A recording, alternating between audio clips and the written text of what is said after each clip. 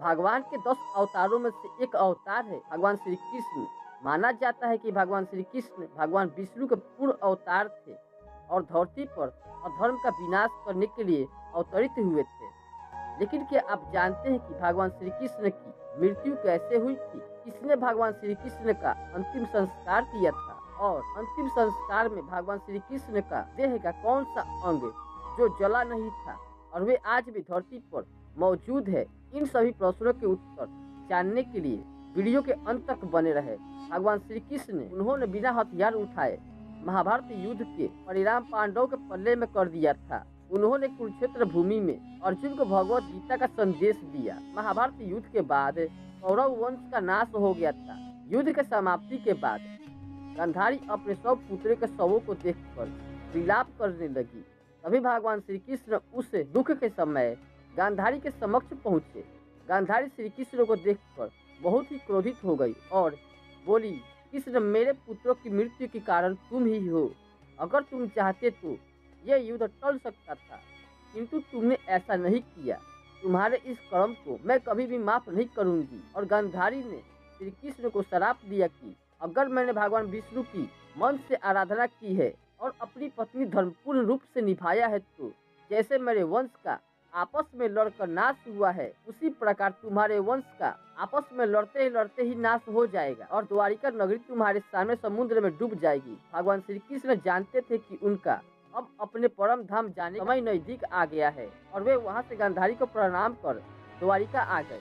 गांधारी भगवान नारायण की भक्त थी, तो अपने भक्त के मुख से निकले हुए श्राप को पूर्ण करने के लिए भगवान श्री कृष्ण ने यदुवंशियों की मति खराब कर दी। महाभारत युद्ध के 36 वर्ष बाद विश्वामित्र, दुर्वासा ऋषि, ऋषि भृगु, नारद इत्यादि बड़े बड़े ऋषि द्वारिका के पास भिंडारक क्षेत्र में निवास करने लगे थे।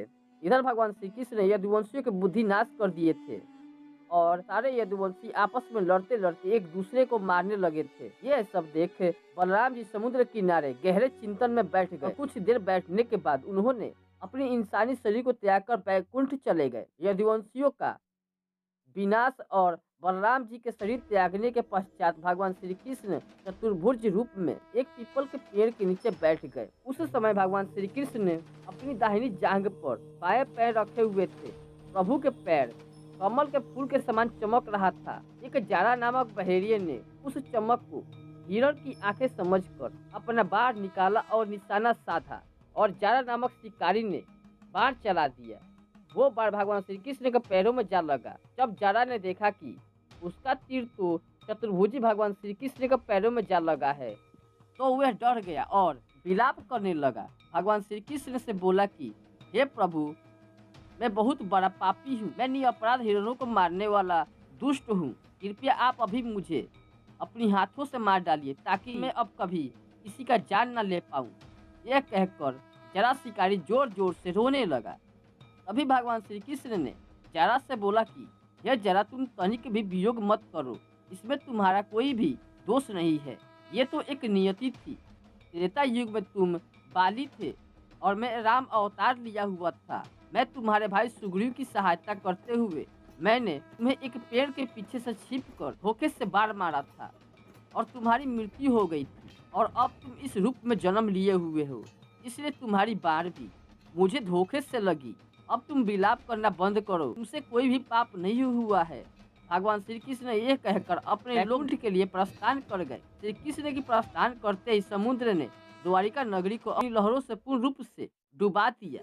कुछ कथाएं ऐसी भी हैं जिनके अनुसार श्री कृष्ण का अंतिम संस्कार पांडवों के द्वारा किया गया था।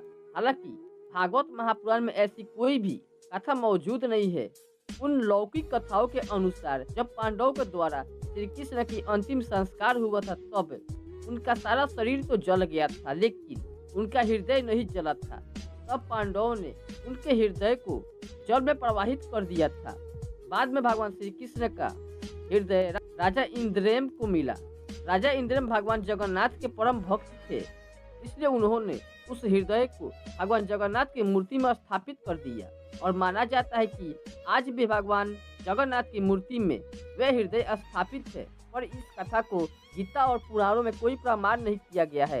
ये मंत्रगणन कहानी भी हो सकती है। तो दोस्तों आपको क्या लगता है हमें कमेंट सेक्शन में जरूर बताएं। आशा करता हूँ कि आज की हमारी दी गई जानकारी आप सबको पसंद आई होगी। अगर पसंद आई हो तो वीडियो को लाइक करें एंड चैनल को सब्सक्राइब करें, क्योंकि आपको ऐसा वीडियो हमेशा मिलता ही रहेगा। तो बोलो जय श्री राधे।